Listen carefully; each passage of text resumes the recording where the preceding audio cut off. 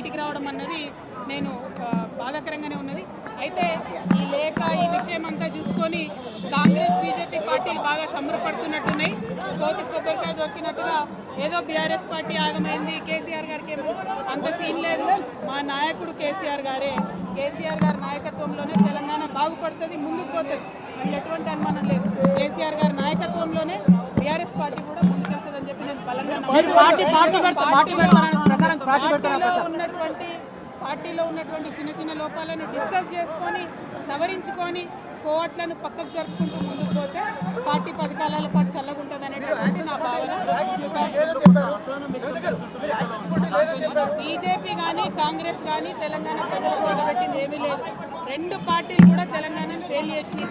ఆ 2 పార్టీలకు కూడా ఆల్టర్నేటివ్ కేసీఆర్ గారి నాయకత్వమే. ఆ కేసీఆర్ గారి నాయకత్వంలోనే తెలంగాణ ముందుకు పోతుందని చెప్పి నేను బలంగా నమ్ముతా ఉన్నాను. జై తెలంగాణ. నేను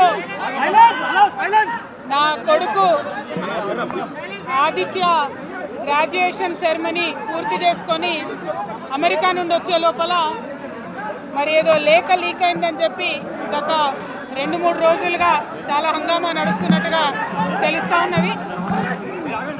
మరి ఈ సందర్భంగా నేను చెప్పదలుచుకున్నది ఒకటే, 2 వారాల క్రితం నేను గౌరవనీయులు పెద్దలు కేసీఆర్ గారికి ఒక లేఖ రాయడం జరిగింది.